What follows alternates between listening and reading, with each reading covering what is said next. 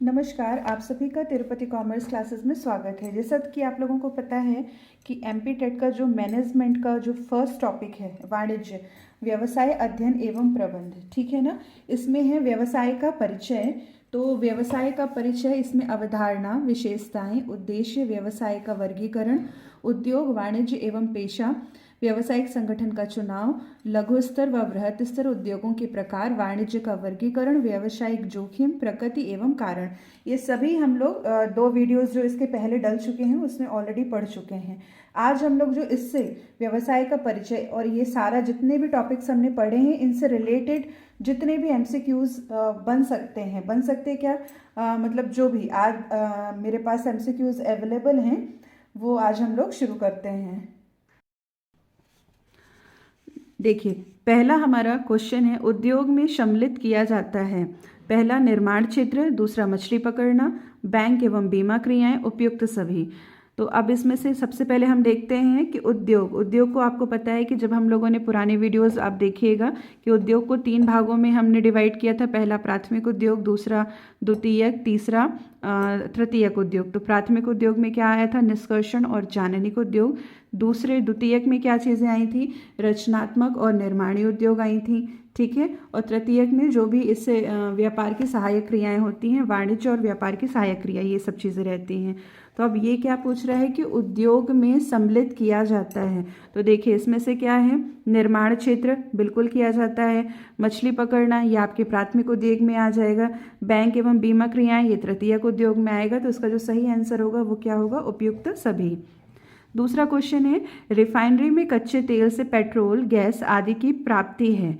तो विश्लेषणात्मक उद्योग, संश्लेषणात्मक उद्योग, प्रक्रियात्मक उद्योग और संयोजन उद्योग। आपको पता होगा ये चारों किसके ऑब्जेक्टिव हैं आपके, द्वितीयक उद्योग। और द्वितीयक उद्योग में भी किसके, निर्माणी उद्योग। निर्माणी उद्योग को हम लोग कितने भागों में डिवाइड करते हैं, 4 भागों में, ठीक है ना। तो आपको पता होगा कि जो हमारा विश्लेषणात्मक उद्योग होता है उसमें क्या होता है कि हम किसी भी चीज़ को कई खंडों में डिवाइड करते हैं। जैसे रिफाइनरी तेल जो होता है, जब वो निकाला जाता है कच्चा तेल, तो उसको जब हम प्योर करते हैं, सफाई करते हैं, तो उससे कई चीज़ें हमें प्राप्त होती हैं, ठीक है। तो ये किसके अंतर्गत आता है, आपका विश्लेषणात्मक उद्योग के अंतर्गत आता है। फिर थर्ड क्वेश्चन है हमारा, निम्न में प्राथमिक उद्योग नहीं है। आप देखिए प्राथमिक उद्योग, इसमें भी 2 भागों में हमने बांटा था, एक तो निष्कर्षण और दूसरा जननिक। निष्कर्षण में क्या होता है, जो हम खनन कार्य आदि करते हैं, ये सारी चीज़ें आती हैं, जो हम पृथ्वी, जल या वायु किसी भी चीज़ से निकालते हैं, ठीक। और आपका जननिक में जैसे पशुपालन, फूलों की खेती, ये सारी चीज़ें। तो खनन भी हमारा आएगा, ठीक है, ये निष्कर्षण के अंतर्गत है। पशुपालन, फूलों की खेती, ये जननिक में आ जाएगी। तो जो उद्योग क्या लिखा है आपका क्वेश्चन, ये नहीं शब्द बहुत इंपॉर्टेंट है, इसे आप ध्यान से पढ़िए। निम्न में प्राथमिक उद्योग नहीं है, तो क्या नहीं है, इस्पात उत्पादन, ये क्या कहलाता है, ये हमारा प्राथमिक उद्योग नहीं है, ठीक है। फोर्थ क्वेश्चन है, व्यापार सहायक क्रिया है।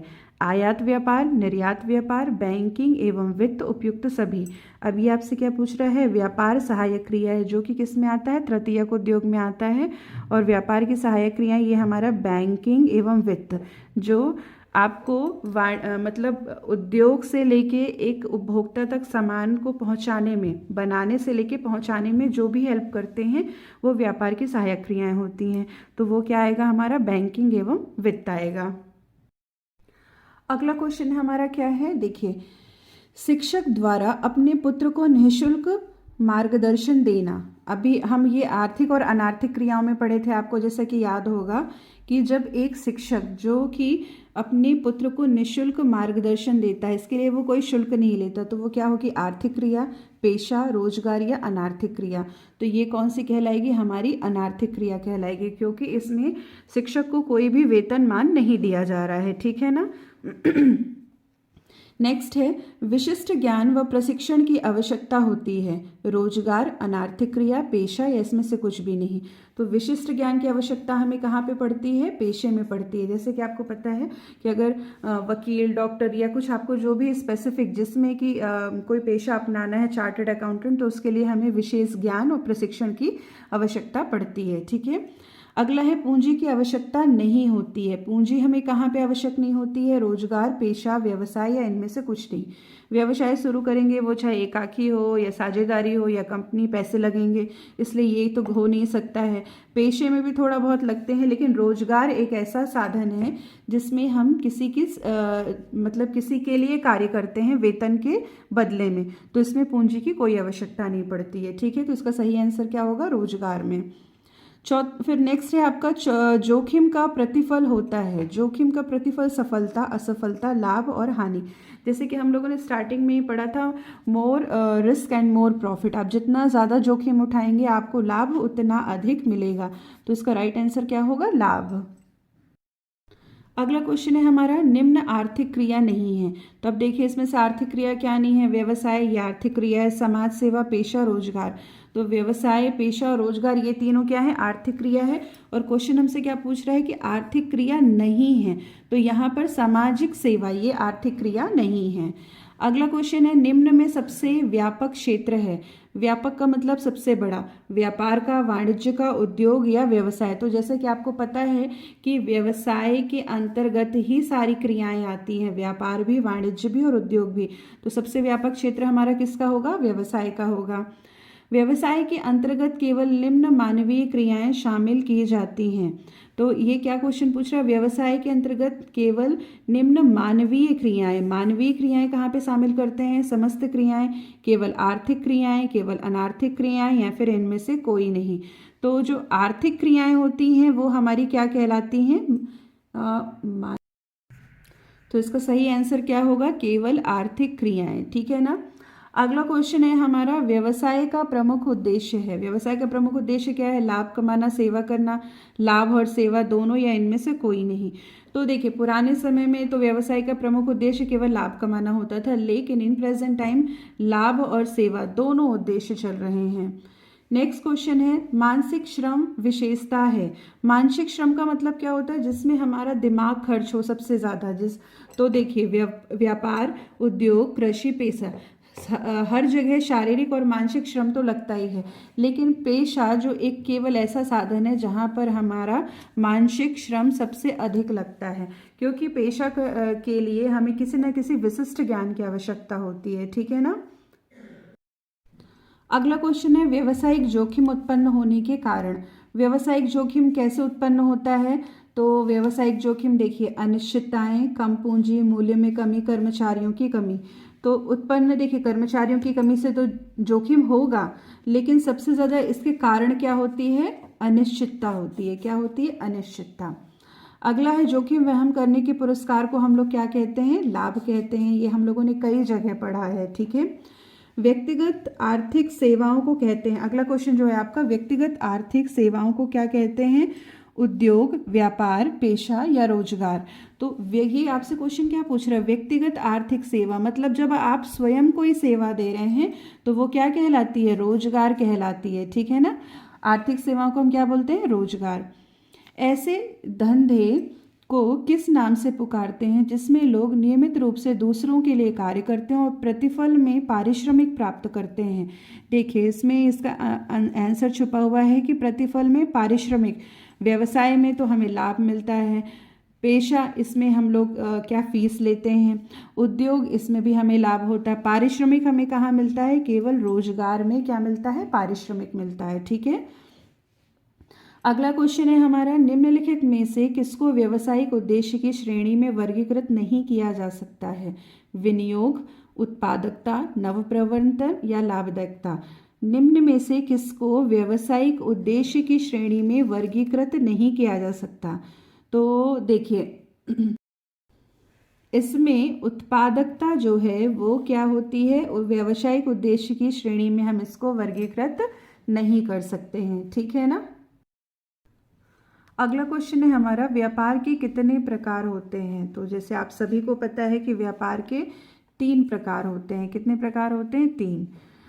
जब हम विदेश से माल मंगवाते हैं तो इसे क्या कहते हैं? जब हम विदेश से माल मंगवाते हैं तो इसे हम क्या बोलते हैं? आयात बोलते हैं।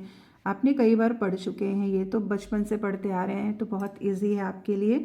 जब एक देश से माल आयात करके दूसरे देश को निर्यात किया जाता है तो इसे हम क्या बोलते हैं? इसे हम बोलते हैं पुनर्निर्यात। आपको पता है विदेशी व्यापार 3 तरह के होते हैं, आयात, निर्यात और पुनर्निर्यात। फिर नेक्स्ट क्वेश्चन है आपका, विदेशी व्यापार कितने प्रकार का होता है। जस्ट अभी मैंने आपको यही बताया है कि आयात, निर्यात और पुनर्निर्यात, तो कितने तरह का हो गया, 3 तरह का व्यापार हो गया हमारा, ठीक है। निम्न में से तृतीयक उद्योग नहीं है। अब आपको पता होगा तृतीयक उद्योग को और हम क्या बोलते हैं, सेवा उद्योग। और क्या कहते हैं तृतीयक उद्योग को, हम लोग सेवा उद्योग भी बोलते हैं, ठीक है ना। तो मुर्गी पालन, बीमा, विपणन और परिवहन। तो देखिए बीमा, परिवहन और विपणन ये क्या है, तृतीयक उद्योग की श्रेणी में आते हैं, लेकिन मुर्गी पालन नहीं आता।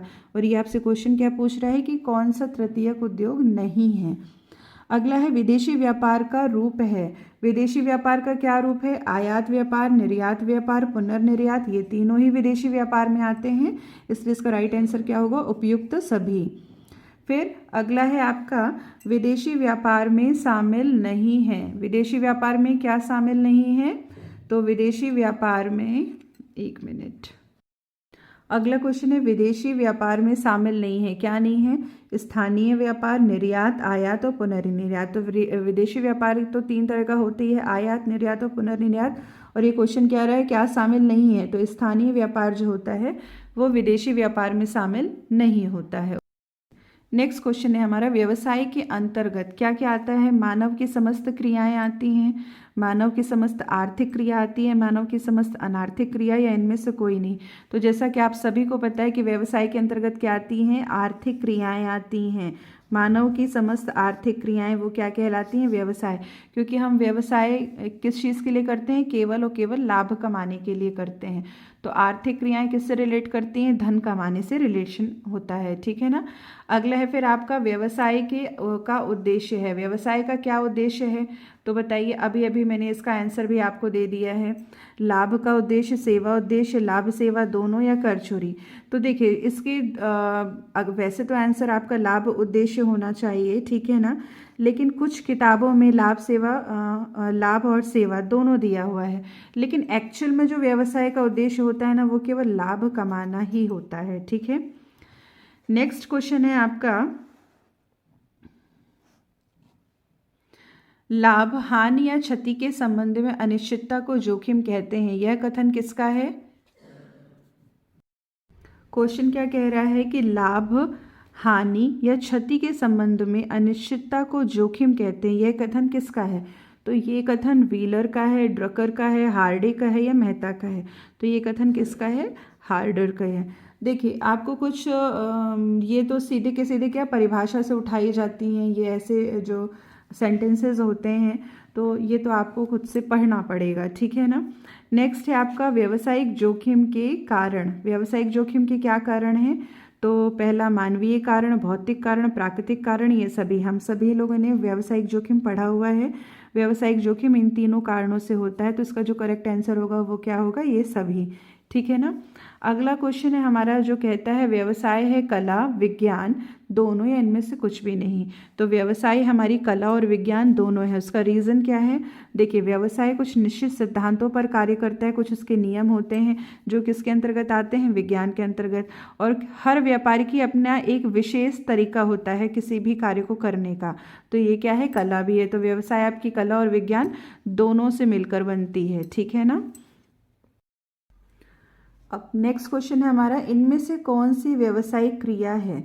माल का क्रय विक्रय करना, मंदिर में पूजा करना, ग्राहकों के साथ धोखा करना, सरसों के तेल में मिलावट करना।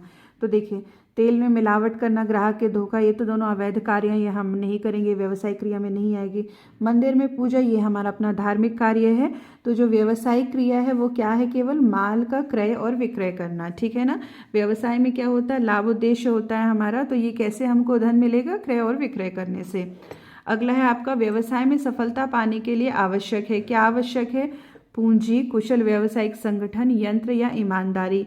तो ये क्या पूछ रहा है, व्यवसाय में सफलता पाने के लिए क्या आवश्यक है, पूंजी तो एक साधन हो गया, कुशल व्यावसायिक संगठन, क्योंकि कुशल व्यावसायिक संगठन के अंतर्गत आपका ईमानदारी, ये सारी चीज़ें।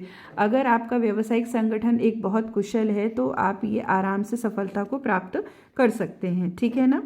अगला क्वेश्चन है आपका, व्यावसायिक प्रेरणा देती है, क्या देती है व्यावसायिक प्रेरणा हमें,